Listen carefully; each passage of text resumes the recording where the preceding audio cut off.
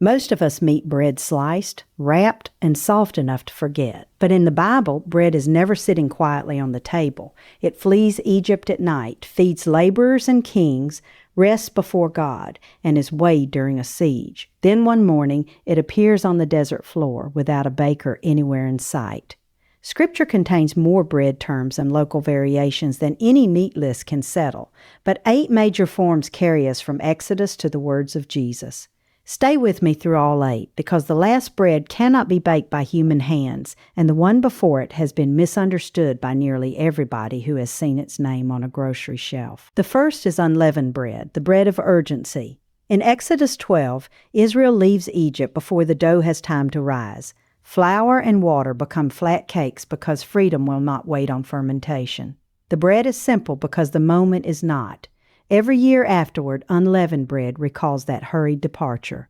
I have watched dough swell beneath a cloth before the first morning bell. Waiting changes dough. That night there was no waiting. The bread remained flat, remembering the speed of deliverance. Later Jewish practice developed careful rules for matzah, but Exodus gives the central fact plainly. They could not delay. The second is ordinary leavened bread, the bread of daily life. Ancient households did not open a paper packet of yeast. A baker could preserve a piece of fermented dough from one batch and work it into the next. Flour, water, salt, thyme, and a warm corner did the rest. The result was not a tall sandwich loaf. It was usually a round or flat loaf made for tearing, dipping, and sharing. This is the world behind the prayer for daily bread. Not luxury, enough for today. And leaven is not always a picture of corruption. Jesus also compared the kingdom to leaven, working quietly through flour.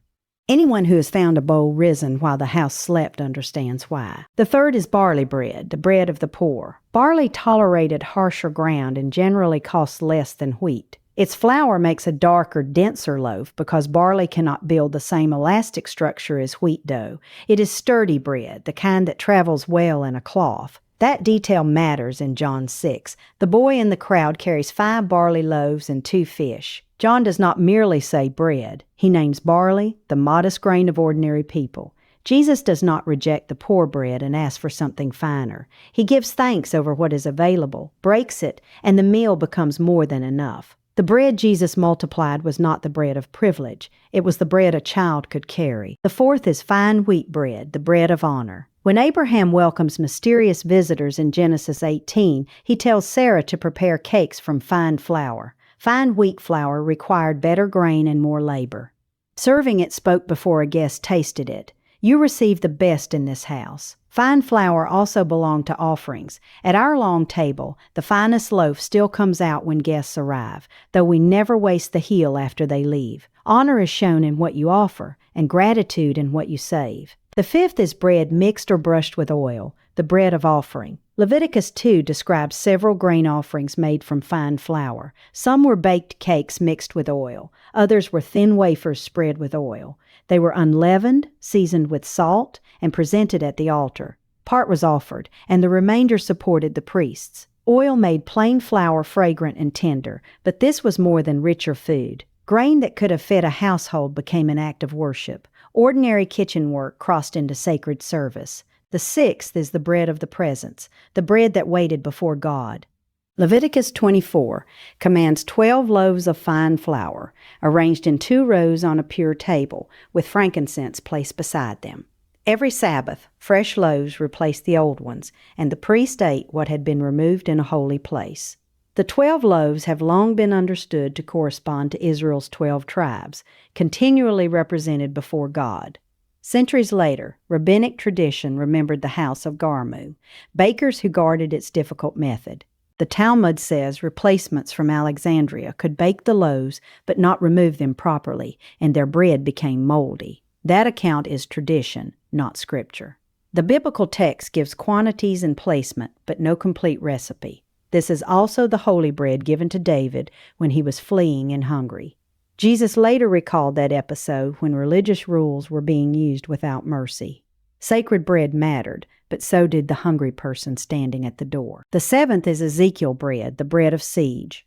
Here is where modern packaging can mislead us. Ezekiel 4 names wheat, barley, beans, lentils, millet, and a grain translated as spelt or emmer.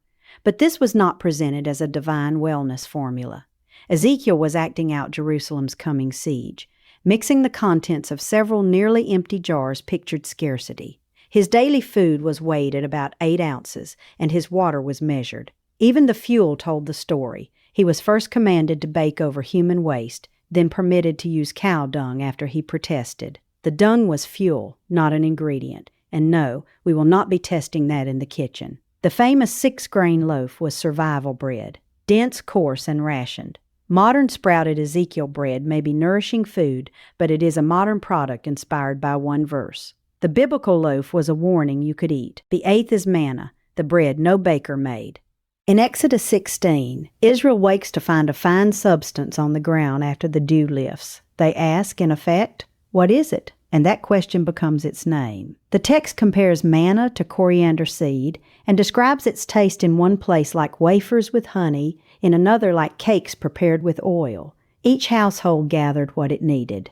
Hoarded manna spoiled, except for the double portion collected before the Sabbath. For 40 years it appeared, and when Israel ate the produce of the Promised Land, it stopped. People have proposed natural explanations, but none accounts comfortably for every detail in the story. And there is no honest manna recipe. We can bake a honey wafer and call it symbolic, but we cannot claim to reproduce what Scripture presents as provision from God. Now place all 8 breads together: urgent bread, daily bread, poor bread, honored bread, offered bread, holy bread, rationed bread, heavenly bread. They do not all mean the same thing. Yet they share one truth. Bread is dependence made visible. Somebody plants, grinds, kneads, and gives thanks. Sometimes, when human hands have nothing left, provision arrives as gift. That is why the words of Jesus in John 6 carry such weight. He does not merely offer bread. He calls himself the bread of life. His listeners knew bread as work, survival, memory, worship, and mercy. He gathered all that hunger into one claim. After morning prayers, crumbs remain on our table. We save them for soup, stuffing, or the birds beyond the wall. Bread should not be treated carelessly. Too many hands, too much earth, and too much grace stand behind it. So tomorrow, before you toast a slice without thinking, pause for just a moment. Remember the hurried dough of Egypt, the child's barley loaves, the 12 loaves before God, the prophet's measured ration, and the white mystery on the desert floor. Bread was never only bread, and truth be told, it still isn't. If you want to keep uncovering what ordinary things meant in the biblical world, come back and sit a spell. There is always another story waiting at the table.